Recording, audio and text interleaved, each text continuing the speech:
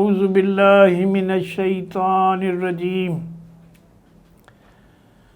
بسم اللہ الرحمن الرحیم وما جعلہ اللہ الا بشرا لکم ولتطمئن قلوبکم بہ وما النصر الا من عند اللہ العزیز الحکیم لِيَقْطَعَ طَرَفًا مِّنَ الَّذِينَ كَفَرُوا أَوْ يَكْبِتَهُمْ فَيَنْقَلِبُوا خَائِبِينَ لَيْسَ لَكَ مِنَ الْأَمْرِ شَيْءٌ أَوْ يَتُوبَ عَلَيْهِمْ أَوْ يُعَذِّبَهُمْ فَإِنَّهُمْ ظَالِمُونَ وَلِلَّهِ مَا فِي السَّمَاوَاتِ وَمَا فِي الْأَرْضِ وَيَغْفِرُ لِمَن يَشَاءُ وَيُعَذِّبُ مَن يَشَاءُ وَاللَّهُ غَفُورٌ رَحِيمٌ۔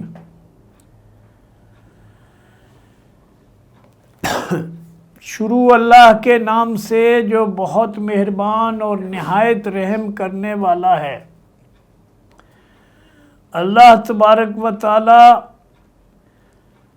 ان آیات میں جو میں نے آپ کے سامنے تلاوت کی ہیں 126 سے 129 تک سورہ آل عمران کی، اس میں اللہ تبارک و تعالی اپنے بندوں کو،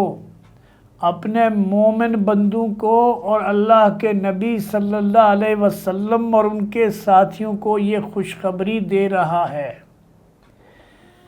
اور اپنے پیغمبر کی اس بات کو اور تصدیق کر رہا ہے کہ جب اللہ کے نبی صلی اللہ علیہ وسلم اپنے ساتھیوں سے یہ کہہ رہے تھے کہ پریشان نہ ہو، گھبراؤ نہیں، اور اس جو اس وقت بھگدڑ مچ گئی ہے میدان احد میں، اس میں ہمت نہ ہارو، اللہ تعالیٰ تمہیں 3000 فرشتوں سے مدد کرے گا۔ تو اللہ تبارک و تعالیٰ نے نہ صرف یہ کہ اس بات کی تصدیق کی، بلکہ فرمایا کہ اگر یہ صبر کرتے، یہ ہمت کا مظاہرہ کریں، تو اللہ تبارک و تعالیٰ 3000 نہیں 5000 فرشتوں سے ان کی مدد کرے گا، اور فرمایا ہم یہ بات تمہیں اس لیے بتا رہے ہیں، تمہاری طرف وحی کر رہے ہیں تاکہ تم مطمئن ہو جاؤ، اور یہ بھی جان لو کہ جو فتح ہے، جو نصرت ہے، جو کامیابی ہے، وہ اللہ تعالیٰ کی دین ہے، کسی کا حق نہیں ہے، کسی کا جو ہے وہ کسی کا حق نہیں ہے، اور یہ کسی کا جو ہے وہ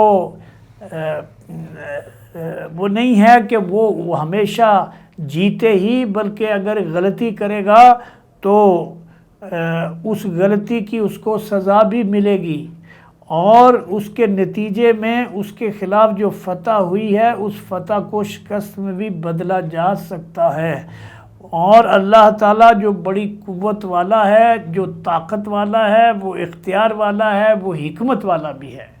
وہ بتانا چاہتا ہے کہ طاقت اور عزت ساری کی ساری اللہ کی دی ہوئی ہے، اور اس کے جو مومن بندے ہیں وہ اپنے رب کی اطاعت اور فرما برداری میں ویسا ہی لگے ہوئے ہیں جیسے اللہ کے رسول صلی اللہ علیہ وسلم ان کو بتاتے ہیں۔ فرمایا لِيَقْطَعَ طَرَفًا مِّنَ الَّذِينَ كَفَرُوا أَوْ يَكْبِتَهُمْ فَيَنْقَلِبُوا خَائِبِينَ، اور یہ مدد تمہارے لیے تمہیں اس لیے دے گا، اس لیے تمہاری مدد کا یہ وعدہ ہے تم سے اور آخری رسول صلی اللہ علیہ وسلم سے، اور یہ وعدہ ہمیشہ کے لیے ان لوگوں کے لیے ہے جو ایمان کے اوپر قائم ہوں۔ تو فرمایا یہ وعدہ اس لیے ہے اور یہ مدد ہم اس لیے دیں گے تاکہ جو کفر کرنے والے ہیں، اللہ کے خلاف سرکشی کرنے والے ہیں، اللہ کے خلاف بغاوت کرنے والے ہیں، اللہ کی زمین کے اوپر فساد پھیلانے والے ہیں، خون بہانے والے ہیں، ان کی طاقت کو توڑ دیا جائے، اور ان کو ایسی ذلت آمیز شکست دے دی جائے تاکہ وہ نامراد ہو جائیں اور پسپا ہو جائیں۔ لَيْسَ لَكَ مِنَ الْأَمْرِ شَيْءٌ أَوْ يَتُوبَ عَلَيْهِمْ أَوْ يُعَذِّبَهُمْ فَإِنَّهُمْ ظَالِمُونَ۔ اور اے نبی فیصلے کے اختیار میں فیصلہ اللہ کا فیصلہ ہے، اس میں تمہارا آخری نبی صلی اللہ علیہ وسلم سے کہا جا رہا ہے۔ یہ بات بہت اہم ہے میرے بھائیوں، دوستوں، سننے والوں اور دیکھنے والوں، ناظرین، کہ اللہ تبارک و تعالیٰ اپنے نبی سے مخاطب ہو کر کہہ رہا ہے کہ تمہیں فیصلے کا اختیار، اللہ کے فیصلوں میں تمہارا کوئی دخل نہیں ہے۔ اللہ جو چاہتا ہے وہ فیصلہ کرتا ہے، یہ اللہ کا اختیار کلی ہے، اس میں کوئی شریک نہیں ہے، اللہ کے آخری نبی بھی نہیں، کوئی فرشتہ بھی نہیں اور کوئی مخلوق بھی نہیں۔ اور اللہ تعالیٰ کا یہ اختیار ہے، جس کو چاہے معاف کر دے اور جس کو چاہے سزا دے دے، اور سزا وہ ان لوگوں کو دیتا ہے جو ظلم کرتے ہیں، جو اپنے رب کے ساتھ بغاوت کرتے ہیں، اور جو نادانی کی وجہ سے جن سے غلطیاں ہو جاتی ہیں تو ان کو بھی تنبیہ کے طور پر دیتا ہے تاکہ وہ بھی سدھر جائیں آئندہ کے لیے۔ فرمایا وَلِلَّهِ مَا فِي السَّمَاوَاتِ وَمَا فِي الْأَرْضِ، اللہ کی ہے آسمان بھی اور آسمانوں اور زمینوں کا رب اور مالک اللہ ہے، اس کا اکیلا مالک ہے۔ وہ جس کو چاہے یغفر لمن یشاء ویعذب من یشاء، وہ جس کو چاہے بخش دے اور جس کو چاہے عذاب دے۔ واللہ غفور الرحیم، اللہ تبارک و تعالیٰ بخشنے والا اور رحم کرنے والا ہے، اور اس کی رحمت کی کوئی انتہا نہیں ہے۔ تو ان آیات میں یہ فرمایا جا رہا ہے کہ مومنو، تم اللہ کے بندے ہونے کے باوجود، اس بات کے اقراری ہونے کے باوجود، اللہ کے رسول کے ساتھ رہنے کے باوجود، اگر تم غلطی کرو گے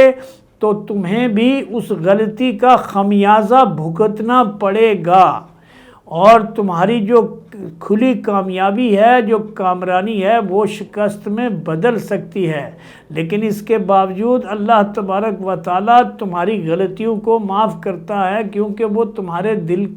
دل سے واقف ہے۔ نادانی میں تم سے جو باتیں حرکتیں ہوتی ہیں، اللہ تعالیٰ اس کو معاف کر دیتا ہے، کیونکہ تم سچے مومن ہو، اور یہی اللہ کا طریقہ ہے، اور یہی اللہ کا انصاف ہے کہ جو ظلم کرے، جو زیادتی کرے، اس کو سزا دے،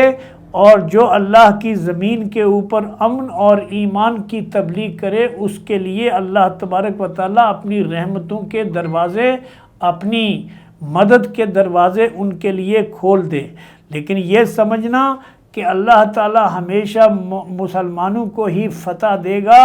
یہ بھی صحیح نہیں ہے، کیونکہ اللہ چاہتا ہے کہ تمہیں یہ مختلف چیزوں سے اللہ تعالیٰ اپنے بندوں کو آزماتا ہے، کبھی فتح سے آزماتا ہے، کبھی ان کو شکست سے دوچار کر کے آزماتا ہے، ان کے صبر کو آزماتا ہے۔ ان آیات میں آگے چل کر آئے گا کہ اللہ تبارک و تعالیٰ نے 3 وجہ سے احد میں شکست کی 3 وجوہات بتائیں۔ ایک یہ کہ فرقوں میں بٹ گئے وہ مومن جو ابتدائی مسلمان تھے احد میں، اور انصار اور مہاجرین کے وہ لوگ جو اولون تھے ان میں سے جب فرقے میں بٹ گئے، انہوں نے آپس میں اختلاف کیا، اور ایک گروہ نے اللہ کے نبی صلی اللہ علیہ وسلم کا ساتھ چھوڑ دیا، ایک اور گروہ نے کمزوری دکھائی کہ اللہ کے نبی صلی اللہ علیہ وسلم کے حکم کے مطابق اس جگہ پر قائم نہیں رہے، اور تیسری یہ بات بتائی کہ یہ وہ لوگ ہیں جنہوں نے جن کی وجہ سے یہ دشمن کو موقع ملا اور اس نے حملہ کر کے مسلمانوں کے 70 لوگوں کو شہید کر دیا، اور اللہ فرماتا ہے کہ ہمیں شہید تم سے مطلوب تھے۔ تو ان تینوں جیسے بدر میں جو کفار کے 70 سورما مارے گئے تھے، جہنم واصل ہوئے تھے، لیکن اللہ تبارک و تعالیٰ نے اپنی مومن بندوں میں سے 70 شہید لیے، اور فرمایا کہ یہ شہید اللہ کو بہت پسند ہیں، اور فرمایا گیا کہ مومن کے لیے تو فتح اور کامرانی ہی ہے، اگر وہ جنگ میں جاتا ہے، شہید ہوتا ہے تو جنت میں پہنچتا ہے، اور اگر وہ واپس آتا ہے تو کامیاب اور کامران ہو کے آتا ہے،